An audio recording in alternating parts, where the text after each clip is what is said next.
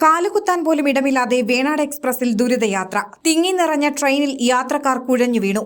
ഒരിഞ്ചു പോലും സ്ഥലമില്ലാതെ യാത്രക്കാർ തിങ്ങി നിറഞ്ഞുള്ള വേണാട് എക്സ്പ്രസിലെ കോച്ചിലെ ദൃശ്യങ്ങളും പുറത്തുവന്നു.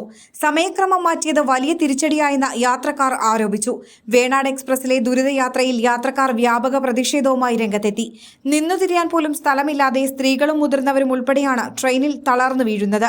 വന്ദേ ഭാരതിനായി ട്രെയിൻ പിടിച്ചിടുന്നതും ദുരിതം ഇരട്ടിയാക്കി. വന്ദേ ഭാരത് ട്രെയിൻ സർവീസ് ആരംഭിച്ചതോടെ വേണാട് എക്സ്പ്രസിന്റെ സമയം മാറ്റിയതും തിരിച്ചടിയായിട്ടുണ്ട്.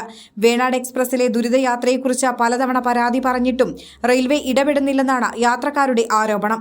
വേണാട് എക്സ്പ്രസിലെ ജനറൽ കോച്ചുകളുടെ എണ്ണം ഉൾപ്പെടെ വർദ്ധിപ്പിക്കണമെന്നും ട്രെയിൻ പിടിച്ചിടാത്ത തരത്തിൽ സമയം പുനഃക്രമീകരിക്കണമെന്നും മെമു സർവീസ് ആരംഭിക്കണമെന്നുമാണ് റെയിൽവേ പാസഞ്ചേഴ്സ് അസോസിയേഷന്റെ ആവശ്യം. തിരുവനന്തപുരത്ത് നിന്ന് പുലർച്ചെ 5:25 പുറപ്പെടുന്ന ട്രെയിൻ പലപ്പോഴും ഏറെ വൈകിയാണ് ഷൊർണൂരിലെത്തുന്നത്. എറണാകുളത്തേക്കുള്ള യാത്രക്കാർ ഉൾപ്പെടെയാണ് വേണാട് എക്സ്പ്രസ് പിടിച്ചിടുന്നതിൽ ഏറെ ദുരിതത്തിലാകുന്നത്.